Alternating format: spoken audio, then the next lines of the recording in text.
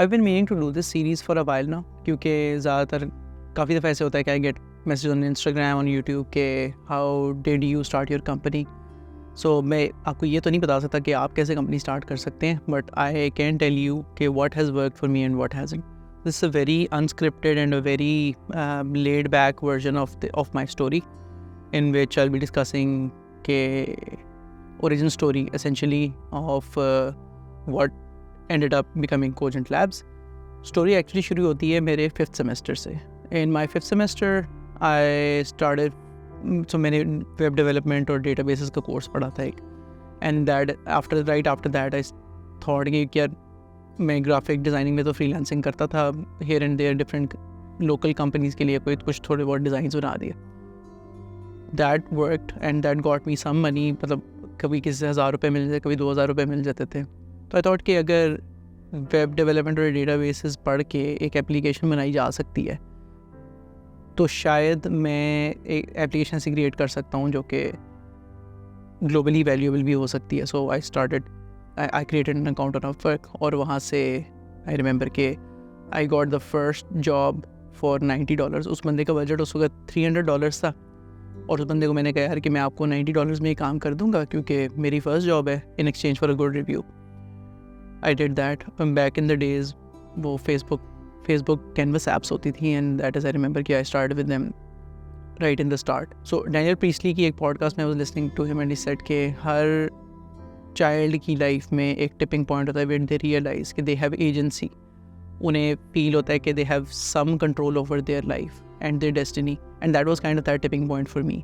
So 2013 में when I did that project in the start and I delivered it to a customer और मेरे पास actually Pakistan में real पैसे आए, that was that point for me which enabled me to think big and think यार मैं एक बच्चा जो 5000 रुपये पॉकेट मनी मेरी उस वक्त होती थी और उससे तक थोड़े से ज़्यादा पैसे मैं अगर ऑनलाइन से कमा सकता हूँ तो maybe this can be something really huge in the near future. That is what got me on this journey today. So उसके बाद I kept on going on that path. छठे सेमेस्टर में, 7वें 8वें सेमेस्टर में दबा के freelancing की मैंने और उस वक्त मुझे याद है कि 7वें सेमेस्टर में मैंने अपने पैसों से उस वक्त मैकबुक ली थी. सो एसेंशली मेरे लिए वो एक फीडबैक लूप बन गया था कि I did some effort, I got some reward for it and I did some more effort and then I got some more reward for it. So kind of a virtuous cycle बन गया था. तो I think कि किसी भी founder की ज़िंदगी में एक वर्चुअस साइकिल होना बड़ा ज़रूरी है. किसी भी जिस भी तरफ आप कुछ करना चाहते हैं, आप मैन्युफैक्चरिंग में करना चाहते हैं, सॉफ्टवेयर में करना, किसी में करना चाहते हैं, so you need to have a cycle in your life where you encounter a problem, you work hard on it and then you get a reward for it. और ये वर्चुअस साइकिल मोटिवेशन का बहुत important है होना, चाहे वो unknowingly हो या नोइंगली हो आपकी ज़िंदगी में. वो इट डजंट रियली मैटर. सो जैसे मेरी ज़िंदगी में अननोइंगली हुआ था. सो 2-3 सेमेस्टर ये करने के बाद आई रियलाइज्ड कि इसकी तो काफ़ी ज़्यादा डिमांड है. आई थिंक आई रिमेंबर उस टाइम पे आई अर्नड अबाउट $2000 से $2500 आई थिंक मैंने कमाए थे तकरीबन 1.5 साल के अंदर. उनमें से 1-1.5 साल की तो मैंने मैकबुक ही ले ली थी. उसके बाद so basically once that happened it started to make sense to me कि यार ये एक ग्लोबली वैल्यूएबल चीज़ है और इसमें शायद कोई ट्रैक्शन है. और आई रिमेंबर कि I had a very distant cousin who was also working on freelancing, and another cousin who had a company of his own. Or I really looked up to those people and said, "Yaar, maybe one day I will end up doing the same thing and starting my own company." So मेरा ये ख्वाब essentially 2013 में ही start हुआ था, and we launched the company in the start of 2021. So it took about 8 years for that to realize.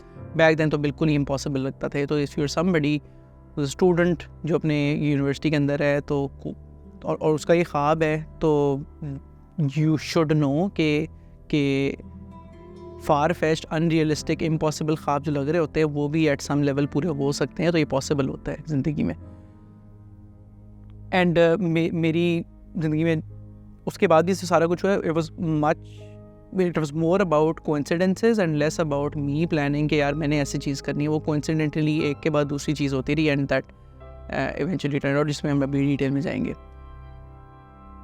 So now that I retrospectively look at it, अगर मैं आज बैठ के मुड़ के देखता हूँ तो आई आई कैन सी कि यार वो कौन से इंपॉर्टेंट पॉइंट्स थे या इंपॉर्टेंट चीज़ें थी which I did which helped me position to start this company, and this is what this series is all about.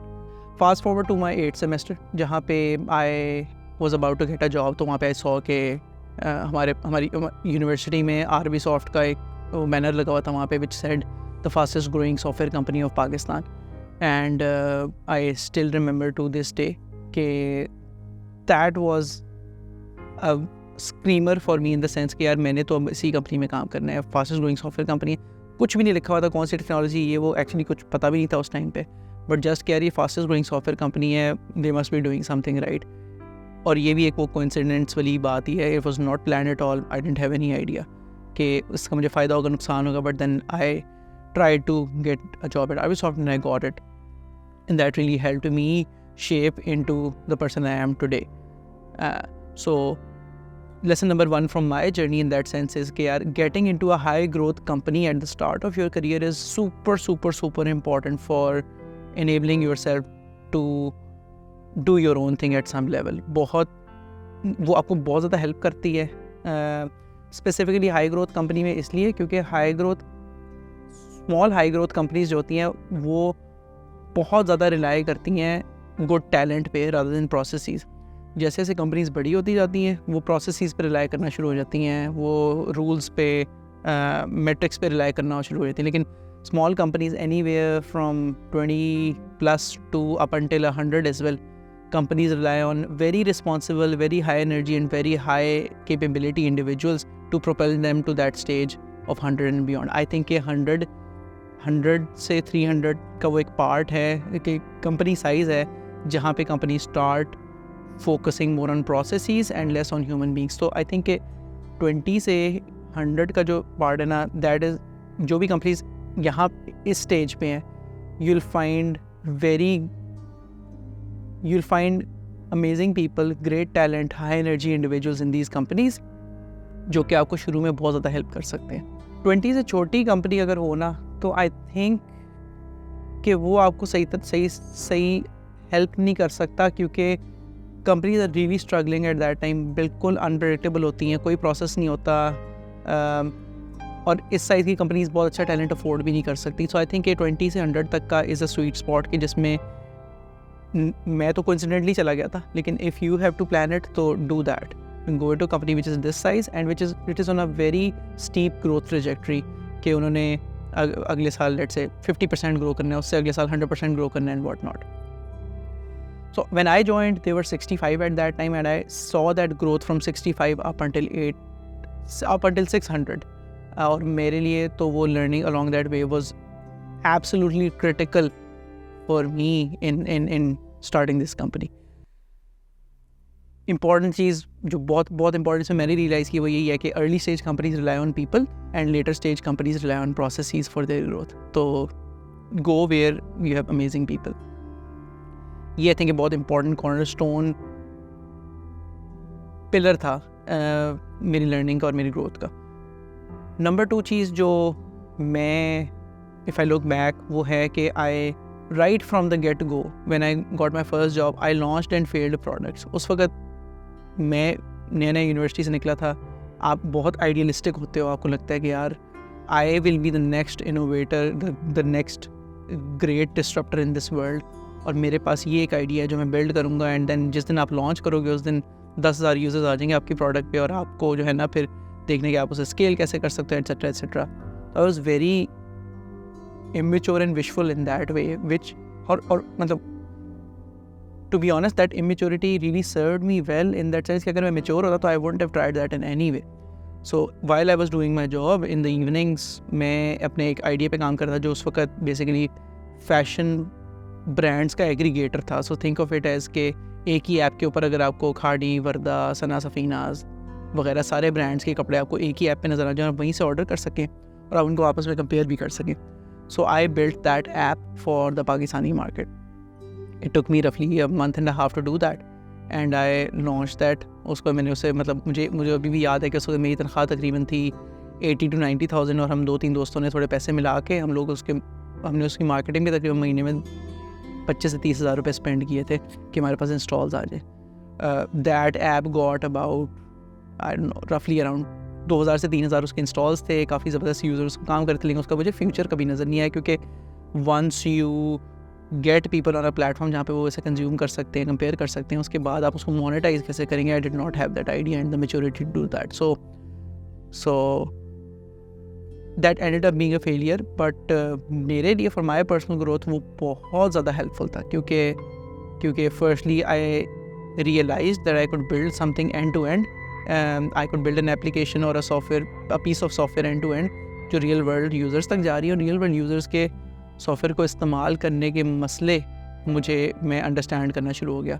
So that is the second thing which coincidentally happened to me, और मेरे लिए बहुत helpful था. So अगर कोई भी इस वक्त early stage of the career पे हैं तो बनाएं सॉफ्टवेयर, आपको कोई भी नहीं रोकता, उसको लॉन्च करें, फेल करें, उसे फेलियर से बिल्कुल भी नहीं घबराना चाहिए.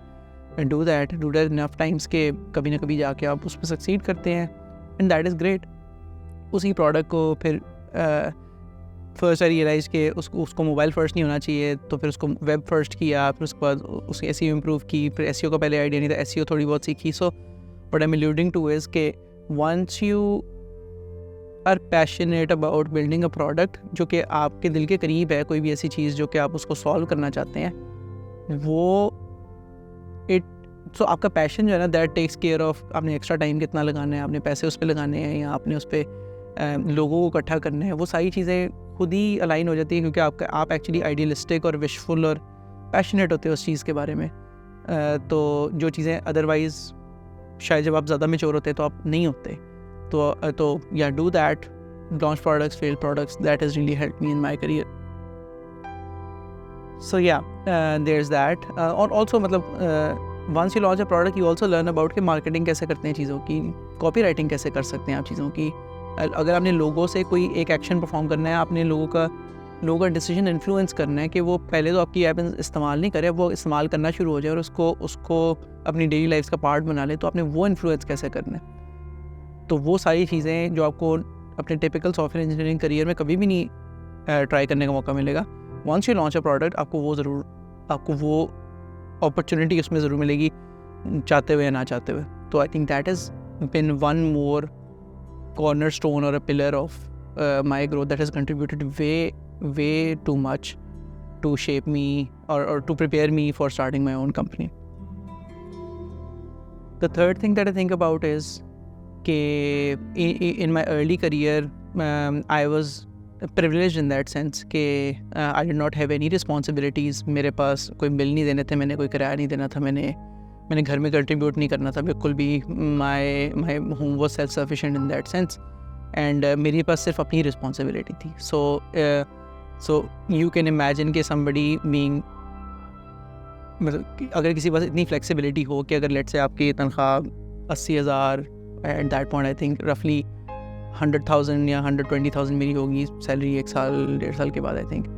तो इतने ज़्यादा पैसे 2015 या 16 में बहुत ज़्यादा पैसे होते थे. सो इन पैसों को मतलब once you are freshly graduate software engineer, 1-2 साल आपने गुजार लिए हैं अपने करियर में, तो ये मतलब you can literally be very extravagant about yourself. आप you can get a very nice home, अपने सारे शौक पूरे कर सकते हैं, अपने मज़े की जो भी अपनी चीज़ें लेनी है आप ले सकते हैं. But rather than going into that life of consumerism और like spending all that money into feeding my own wishes and whatnot, I opted to work hard even though I didn't need to do that.